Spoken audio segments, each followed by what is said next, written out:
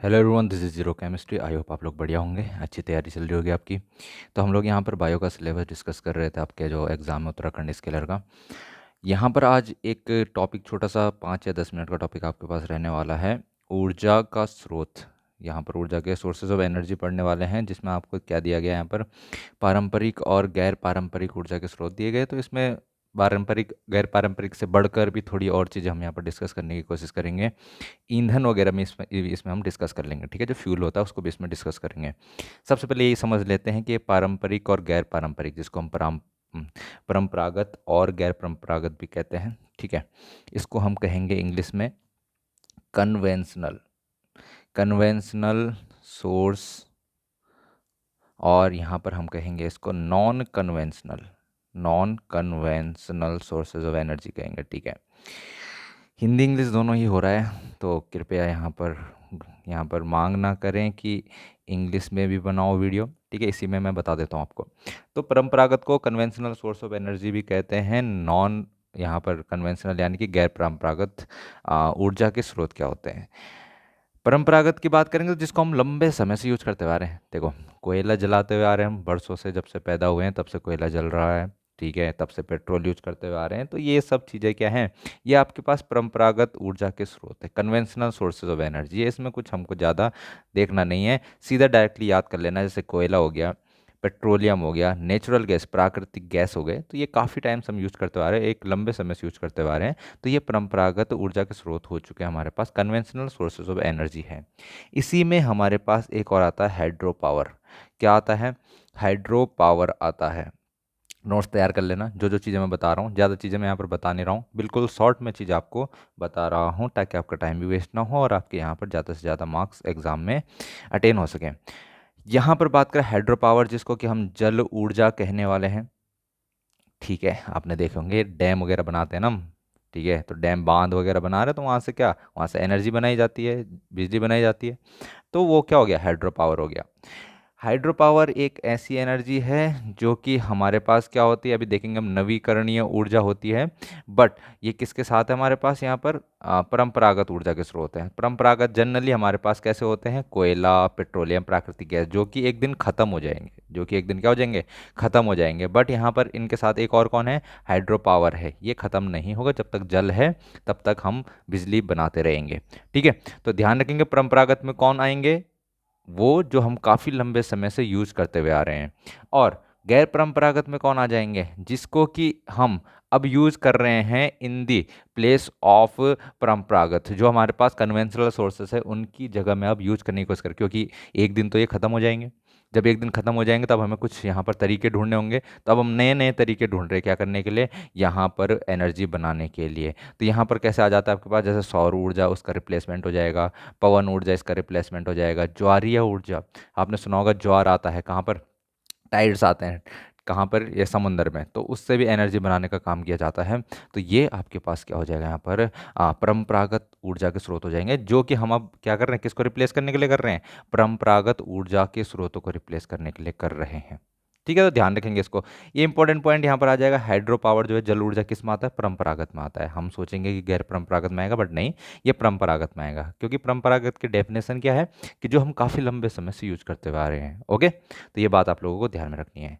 Second classification of sources of energy हमारे पास जो आएगा, वो आएगा यहाँ पर नवीकरणीय एंड अनवीकरणीय, ठीक है। नवीकरणीय अनवीकरणीय क्या हुआ, नवीकरणीय को हम बोलते हैं रिन्यूएबल सोर्सेज ऑफ एनर्जी, यहाँ पर हो जाएगा, क्या हो जाएगा, रिन्यूएबल सोर्सेज ऑफ एनर्जी। और अनवीकरणीय यानी कि non renewable sources of energy. Renewable क्या हुआ हमारे पास, जो कि यहाँ पर ख़त्म हो जाए नहीं होंगे, क्या होंगे, जो यहाँ पर ख़त्म नहीं होंगे। देखो, डेफिनेशन समझने की कोशिश करते हैं। ऊर्जा के वे स्रोत जिनकी आपूर्ति प्राकृतिक क्रियाकलापों द्वारा प्रकृति में निरंतर बनी रहती है तथा जो समाप्त नहीं होते हैं, ये समाप्त नहीं होने वाले हैं, बनते रहेंगे, इनको हम यूज करते रहेंगे। तो इनको हम कहेंगे नवीकरणीय ऊर्जा के स्रोत, यानी कि रिन्यूएबल सोर्सेज ऑफ एनर्जी। जैसे हमारे पास विंड एनर्जी पवन ऊर्जा होती है, जल ऊर्जा होती है, सूर्य ऊर्जा होती है, सौर ऊर्जा सोलर एनर्जी कह रहे हैं, वाटर एनर्जी कह रहे हैं, ठीक है। तो ये हमारे पास क्या हो जाएंगे, रिन्यूएबल सोर्सेज ऑफ एनर्जी हो जाएंगे। यहाँ पर आपके पास इसके एग्जाम्पल दिए हुए हैं, ये सब के सब आप लोग नोट कर लेंगे। जैसे जंगल हो गए, हमारे पास जल, हमारे पास पृथ्वी, पवन, सूर्य, जैव ऊर्जा, ये सब किस में आ जाएंगे, हमारे पास नवीकरणीय सोर्सेज ऑफ एनर्जी यानी कि रिन्यूएबल सोर्सेज ऑफ एनर्जी में आ जाएंगे। नॉन रिन्यूएबल में क्या आएगा, जो एक दिन ख़त्म हो जाएंगे, जो एक दिन क्या हो जाएंगे, ख़त्म हो जाएंगे। यहाँ पर जैसे कोयला ख़त्म हो जाएगा, पेट्रोल ख़त्म हो जाएगा, केरोसिन ख़त्म हो जाएगा, जो यहाँ पर हमारे पास रसोई गैस है, घर में कुकिंग गैस है, वो ख़त्म हो जाएगा। ये हमारे पास अनवीकरणीय ऊर्जा के स्रोत है, non renewable sources of energy हैं। इतनी मुझे लगता है आपको बात समझ में आ रही होगी, नोट कर लेंगे इनको, बहुत ज़्यादा इंपॉर्टेंट आपके पास है, एक क्वेश्चन यहाँ से बनने वाला है। आगे देखें, नेक्स्ट आगे बढ़ते हैं, यहाँ पर थोड़ी सी और जानकारी यहाँ पर प्राप्त कर लेते हैं। कुछ चीज़ें होती हैं हमारे पास, जैसे कुछ पदार्थ होते हैं जो आसानी से जल जाते हैं, कुछ पदार्थ होते हैं जो आसानी से जल जाते हैं, उनको ज्वलनशील पदार्थ कहा जाता है, ठीक है। और कुछ पदार्थ ऐसे होते हैं जो आसानी से नहीं जलते हैं, उनको कहते हैं हम अज्वलनशील पदार्थ, ठीक है। जलने की प्रक्रिया जो होती है उसको हम दहन कहते हैं। क्या कहते हैं, दहन कहते हैं, यानी कंबसन कहते हैं। और ये जो प्रक्रिया होती है, ये प्रक्रिया कैसी होती है, ऑक्सीकरण प्रक्रिया होती है, ऑक्सीडेशन रिएक्शन हो रही होती है। तो आपको एक बात नोट कर लेनी है कि जो कंबसन रिएक्शन है, यहाँ पर दहन प्रक्रिया जिसको हम बोल रहे हैं कंबसन रिएक्शन, दहन जो प्रक्रिया है वो कैसी प्रक्रिया है, ये आपके पास एक ऑक्सीडेशन रिएक्शन है। कैसी है, ऑक्सीडेशन रिएक्शन है। यहाँ पर ऑक्सीकरण अभिक्रिया होती है, नोट कर लेना इस बात को। कैसी अभिक्रिया होती है, ऑक्सीकरण अभिक्रिया होती है, वेरी इंपॉर्टेंट, ठीक है। ये बात आपसे पूछी जा सकती है। चलिए, इतनी बातें हमें समझ में आती हैं, आगे बढ़ते हैं। यहाँ पर हमारे पास कौन कौन सी चीज़ें और हैं। अब जिस ताप पर कोई पदार्थ, वो टेम्परेचर जिस पर कोई भी जो सब्सटेंस है, कोई भी पदार्थ है, वो जलना शुरू कर देता है, जलना शुरू कर देता है, उसको उसका ज्वलन ताप कहा जाता है। ज्वलन ताप यानी कि इग्निशन टेम्परेचर कहा जाता है। क्या कहा जाता है, इग्निशन टेम्परेचर कहा जाता है। किसे कहा जाता है इग्निशन टेम्परेचर, जिस ताप पर, जिस टेम्परेचर पर कोई पदार्थ जलना शुरू हो जाता है, ठीक है। बेसिक सी चीज़ है यहाँ पर। अब जो यहाँ पर क्या होते हैं, ऐसे पदार्थ जो आसानी से जल जाते हैं और हमें ऊर्जा प्रदान करते हैं, जिनके जलने से हमें ऊष्मा मिलती है, हीट मिलती है, एनर्जी मिलती है, उन पदार्थों को कहा जाता है, वो क्या हैं, ईंधन हैं। वो क्या हैं, ईंधन हैं, उनको फ्यूल कहा जाता है। तो फ्यूल क्या होते हैं, जो आसानी से जल जाते हैं और हमें अच्छा good amount of heat provide करवाते हैं, काफ़ी हमें हीट या ऊष्मा प्रदान करते हैं। उन सब्सटेंसेस को, उन पदार्थों को हम क्या कहते हैं, यहाँ पर फ्यूल कहते हैं। मुझे लगता है ये बात आपको समझ में आ रही होगी, ठीक है। जैसे हमने घर में रसोई गैस यूज करते हैं, आसानी से देखो लाइटर जलाते हैं, जल जाता है। पेट्रोल, पेट्रोल को माचिस से आग लगा देते हैं, सीधे लग जाती है आग। तो ये क्या है हमारे पास, और उसके बाद बहुत सी ऊष्मा भी प्रोवाइड करवाते हैं, हीट प्रोवाइड करवाते हैं। तो इनको हम क्या कहने वाले हैं, ये हमारे पास ईंधन हो जाते हैं, फ्यूल हो जाते हैं, बेसिक सी चीज़ है, ठीक है। आगे देखें यहाँ पर और बातें क्या यहाँ पर हो रही है, इनका होता है यहाँ पर कैलोरी मान। क्या होता है, कैलोरी मान। कैलोरी मान यानी कि ये एक पर्टिकुलर अमाउंट ऑफ हमारे पास क्या रहेगा, यहाँ पर फ्यूल रहेगा। हमने बोला जैसे 1 ग्राम, 1 ग्राम फ्यूल को अगर हम जलाते हैं, यहाँ पर हम क्या कर रहे हैं, 1 ग्राम फ्यूल को हमने जलाया, 1 ग्राम फ्यूल को हमने जलाया, उससे कितनी हीट हमें मिली है, उससे कितनी हीट मिली है, उसको हम कहते हैं कैलोरीफिक, कैलोरीफिक वैल्यू। क्या कहते हैं, कैलोरी मान कहते हैं। क्या कहते हैं, कैलोरी मान कहते हैं। ये बात ध्यान रखेंगे कि हम किसी पदार्थ को जलाते हैं, जब कितना जलाएंगे, इकाई द्रव्यमान, उसका यूनिट मास हम जलाने वाले हैं। जैसे हम बात कर रहे हैं 1 ग्राम, यहाँ पर क्या जलाया हमने, फ्यूल जलाया, ईंधन जलाया, तो उससे कितनी हीट यहाँ पर रिलीज हो रही है, हमको कितनी हीट उससे मिल रही है, उसको कहा जाता है, उस फ्यूल का, उस ईंधन का कैलोरी मान या कैलोरीफिक वैल्यू। और ये कैलोरीफिक वैल्यू जो होती है सबसे ज़्यादा हाई होती है हाइड्रोजन के लिए। किसके लिए होती है, हाइड्रोजन के लिए, यानी कि जो H2 गैस है इसके लिए कैलोरीफिक वैल्यू सबसे ज़्यादा होती है, स्टार मार्क कर लेना। ठीक है, तो आपको ध्यान रखना है किसके लिए कैलोरीफिक वैल्यू सबसे हाई होती है, तो सबसे ज़्यादा हाई होती है हाइड्रोजन गैस के लिए। ओके, इस बात को आप लोग ध्यान रखेंगे। आगे यहाँ पर बढ़ते हैं, और क्या चीज़ें यहाँ पर हैं। अब ईंधन में घर में आप लोग क्या यूज करते हैं, यहाँ पर एलपीजी यूज करते हैं। ठीक है, क्या यूज करते हैं, एलपीजी यूज करते हैं। तो एलपीजी की फुल फॉर्म आप लोगों को ध्यान में रख लेनी है। एलपीजी की फुल फॉर्म क्या होती है, यहाँ पर इंग्लिश में बोलेंगे तो लिक्विफाइड, लिक्विड नहीं है, लिक्विफाइड है। क्या है, लिक्विफाइड पेट्रोलियम गैस, यानी कि द्रवित पेट्रोलियम गैस। क्या फुल फॉर्म है इसकी, द्रवित पेट्रोलियम गैस है इसकी फुल फॉर्म। ठीक है, लिक्विफाइड पेट्रोलियम गैस, ये बात आपको ध्यान रखनी है। सेकेंड आपके पास है सीएनजी। सीएनजी जिसको हम कंप्रेस्ड नेचुरल गैस कह रहे हैं इंग्लिश में, CNG compressed natural gas, Hindi में कहेंगे संपीड़ित प्राकृतिक गैस। हिंदी में क्या कहेंगे, संपीड़ित प्राकृतिक गैस कहेंगे। देखो जो पॉइंट मैं आपको बता रहा हूँ ये आप कॉपी में नोट कर लेना, ताकि आपको रिवीजन करने में यहाँ पर आपको कोई प्रॉब्लम ना आए। ठीक है, बहुत शॉर्ट में मैं आपको चीज़ें करा रहा हूँ, जो आपके लिए बहुत ज़्यादा इंपॉर्टेंट चीज़ें हैं वही हम डिस्कस कर रहे हैं, क्योंकि आपका सिलेबस बहुत ही ज़्यादा वास्ट है। अगर हम यहाँ पर सारा पढ़ने जाएंगे तो हमारे पास इतना वक्त नहीं होता है कि हम सब चीज़ें पढ़ पाएँ। हम इंपॉर्टेंट चीज़ें पढ़ते जाएंगे और सारे यहाँ पर सिलेबस को कवर करने की कोशिश करेंगे। चलिए, और आता है यहाँ पर बायोगैस। क्या आता है, बायोगैस। तो आपको एक चीज़ ध्यान रखनी है, सीएनजी जो होता है, हम जिसकी बात कर रहे हैं कंप्रेस नेचुरल गैस, प्राकृतिक गैस जिसको संपीड़ित प्राकृतिक गैस कह रहे हैं, इसका मेन कॉन्स्टिट्यूएंट, इसका प्रमुख संघटक, प्रमुख प्रमुख संघटक यानी कि मेन कॉन्स्टिट्यूएंट क्या है, तो इसका है मीथेन। मेन कॉन्स्टिट्यूएंट क्या है, मीथेन। मीथेन इसमें सबसे ज़्यादा मात्रा में पाया जाएगा। दूसरा हमारे पास क्या है, जैव गैस।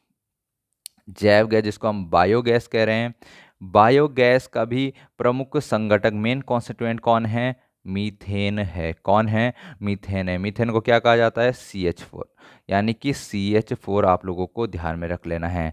सीएनजी का भी प्रमुख संगठन कौन कौन है, यहाँ पर CH4 मीथेन है, और बायोगैस के लिए भी यहाँ पर प्रमुख संगठक कौन है, मीथेन है। ये बात आप लोग ध्यान में रख लेंगे। ठीक है ना, आगे बढ़ते हैं। आगे क्या बात यहाँ पर होने वाली है, ये चीज़ें तो आपके पास हो गई, नॉर्मल है, सीएनजी, एलपीजी।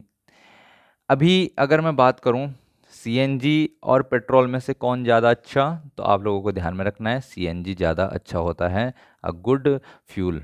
ठीक है, यहाँ पर ज़्यादा अच्छा फ्यूल कौन है, सीएनजी है, क्योंकि इसका ज्वलन ताप पेट्रोल के ज्वलन ताप से थोड़ा ज़्यादा होता है, तो थोड़ा सेफ भी है, और इसमें एनर्जी भी थोड़ी काफ़ी ज़्यादा मिलती है हमको।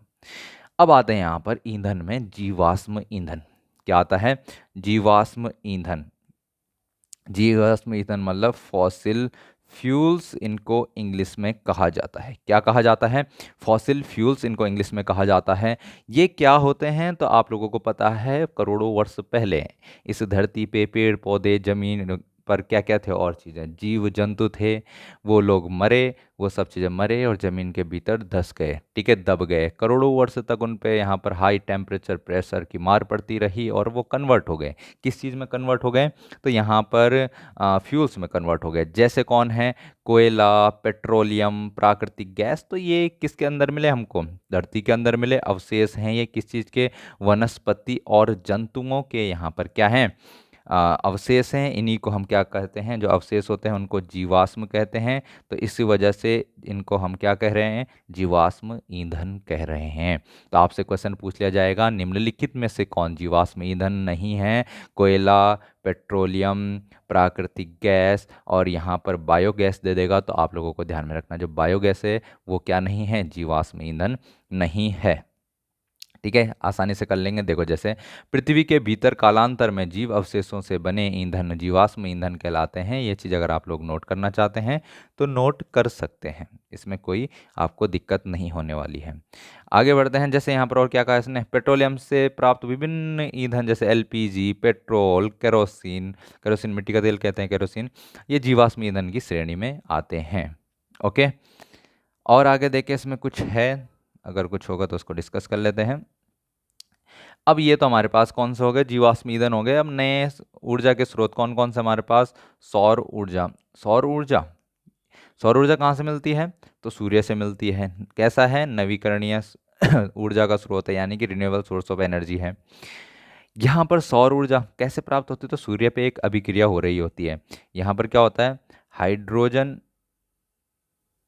क्या होता है, संलयन करके हीलियम बनाता है। क्या बनाता है, हीलियम बनाता है। यहाँ पर कौन सी अभिक्रिया हो रही होती है, नाभिकीय संलयन की प्रक्रिया हो रही होती है। क्या हो रही होती है, नाभिकीय संलयन, न्यूक्लियर फ्यूजन। क्या हो रहा है, न्यूक्लियर फ्यूजन हो रहा है। क्या हो रहा है, न्यूक्लियर फ्यूजन, यहाँ पर जुड़ रहे हैं। ठीक है, तो नाभिक यहाँ पर जुड़ रहे होते हैं, हाइड्रोजन हाइड्रोजन जुड़ रहा होता है, हीलियम बन रहा होता है, और इस प्रक्रिया को क्या बोलते हैं, नाभिकीय संलयन बोलते हैं, न्यूक्लियर फ्यूजन बोलते हैं। तो इस प्रक्रिया के द्वारा बहुत ही हाई अमाउंट में एनर्जी रिलीज होती है, जो कि हमें यहाँ पर गर्मी के रूप में महसूस होती है। सौर ऊर्जा का प्रयोग हम सोलर कुकर बनाने में, सोलर हीटर में, सोलर सेल, सोलर लालटेन, अलग अलग चीज़ों में यहाँ पर कर रहे होते हैं। ठीक है, सोलर कुकर पता है आपको, छत में रख देंगे और धूप जैसे पड़ेगी तो वहाँ पर एक जगह पर कंसंट्रेट करता है, और यहाँ पर क्या हो जाता है, खाना हमारे पास पक जाता है। देखो ये हमारे पास सोलर कुकर है, कैसे कैसे चीज़ें होती हैं, ज़्यादा इसमें हमें समझने की ज़रूरत नहीं है। सोलर कुकर, सौर ऊर्जा हमारे पास हो गया। सौर जल उसमें वही यार, ये वाटर छत में क्या लगा रहा है तुमने, गीज़र जो रहता है। ठीक है, तो काफ़ी हम बचा सकते हैं इससे एनर्जी, हमारे जो एनर्जी का बिल है वो भी हम बचा सकते हैं। और आता है सौर लालटेन। सौर लालटेन यानी कि दिन में चार्ज करो, रात को जलाओ, तो आपको चीज़ें दिख जाएंगी। अगला हमारे पास पवन ऊर्जा आता है। पवन ऊर्जा से भी हमको पता है हवा चलेगी और उसका टरबाइन घूमता रहता है। ठीक है, तो टरबाइन घूमता रहेगा, जो उसका वहाँ पर पवन चक्कियाँ होती हैं हमारे पास, तो उससे भी हम क्या प्राप्त कर लेते हैं, पवन ऊर्जा प्राप्त कर लेते हैं। सीधे सी बात है, हमको जो भी एनर्जी है उसको इलेक्ट्रिकल एनर्जी में कन्वर्ट होता है, विद्युत ऊर्जा में कन्वर्ट करना होता है, जो हमारे यूज के लिए घरों में प्रयोग होता है। ये चीज़ें आपके पास यहाँ पर है। जल विद्युत ऊर्जा वही यहाँ पर है, बांध बनाते हैं हम, बांध में बहुत सारा पानी इकट्ठा होता है, उस पानी को नीचे की तरफ गिराते हैं, उससे फिर टरबाइन घूमता है, टरबाइन से फिर क्या होता है, जल ऊर्जा विद्युत ऊर्जा में परिवर्तित हो जाती है। और यहाँ पर किसकी सहायता से होता है, विद्युत जनित्र की सहायता से होता है। ठीक है, तो ये बात आप लोगों को ध्यान में रखनी है। और यहाँ पर बात करें कौन कौन सी चीज़ें, वही जैव गैस या बायोगैस, तो हमने वही बात करी थी, ये भी काफ़ी अच्छा ईंधन होता है। गांव में जहाँ पर गोबर वगैरह होता है या कृषि के अपशिष्ट पदार्थ रहते हैं, डंठल वगैरह, घास वगैरह सड़ जाती है, उसको हम यूज़ कर लेते हैं बायोगैस के रूप में। ठीक है ना, तो यहाँ पर आपके पास बायोगैस मिलेगा, और इसका प्रमुख संगठन मैंने क्या बोला था, कौन है, मीथेन है। ये बात आप लोगों को ध्यान में रखनी है। करीब इसमें 65% क्या रहता है, मीथेन मौजूद रहता है। ओके, तो ये आपके पास बायोगैस हो जाता है। फिर नाभिकीय ऊर्जा की बात करते हैं, तो नाभिकीय ऊर्जा जो हम लोग यूज करते हैं, हमारे पास न्यूक्लियर रिएक्टर्स होते हैं, न्यूक्लियर पावर प्लांट्स होते हैं। ठीक है, नाभिकीय संयंत्र होते हैं, उसमें कौन सी प्रक्रिया हम करा रहे होते हैं, तो नाभिकीय नाभिकीय विखंडन का हम प्रयोग करते हैं। हमारे पास अभी इतनी खतरनाक टेक्नोलॉजी नहीं आई कि जो हम नाभिकीय संलयन से ऊर्जा प्राप्त कर सके अपने यूज के लिए। ठीक है, बम तो हमने बना लिए हैं, पर हम अभी नाभिकीय संलयन ऊर्जा को रेगुलर यूज के लिए हम नहीं बना पा रहे हैं। ठीक है ना, तो नाभिकीय विखंडन का प्रयोग किया जाता है कहाँ पर, नाभिकीय संयंत्रों में। तो ये बात आप लोगों को नोट कर लेनी है, स्टार मार्क यहाँ पर आप कर लेंगे। ठीक है, और इससे जो ऊर्जा प्राप्त होगी उस ऊर्जा को हम नाभिकीय ऊर्जा कहने वाले हैं, इसमें किसी को कोई डाउट नहीं होना चाहिए। जैसे नाभिकीय ऊर्जा प्राप्त करने के लिए हम यूरेनियम जैसे परमाणु का प्रयोग करते हैं। ठीक है ना, अब यहाँ पर बात आती है, नाभि हमने बोला सूर्य में क्या होती है, सूर्य में नाभिकीय संलयन हो रही होती है, तो ये हमारे पास ज़्यादा चीज़ें नहीं है। ठीक है, ये हम यूज कर नहीं पाएंगे ज़्यादा, ये सिर्फ अभी हम बम बनाने के लिए यूज करते हैं इसका। तो ये आपके पास नाभिकीय ऊर्जा आती है, और नाभिकीय ऊर्जा के बाद यहाँ पर आपके पास ज़्यादा कुछ नहीं है। ये चीज़ें हमने इस वाले चैप्टर में पढ़ी। तो ऊर्जा के स्रोत ये हैं, इस तरीके से आप यहाँ पर क्वेश्चन अटेम्प्ट कर सकते हैं। इसमें और भी कुछ होगा तो वो बाद में हम देख लेंगे, अगर क्वेश्चन कुछ अलग टाइप का हमें मिलता है। बाकी नॉर्मली ऊर्जा के स्रोत में यहाँ पर से आपके पास क्वेश्चन आने वाला है, और आप इस चीज़ को डिस्कस कर सकते हैं, आप लोग याद कर सकते हैं। चलिए मिलते हैं फिर नेक्स्ट लेक्चर में, जब भी टाइम मिलेगा आपको मैं नेक्स्ट लेक्चर प्रोवाइड करवा दूंगा। तब तक के लिए आप लोग पढ़ते रहिए।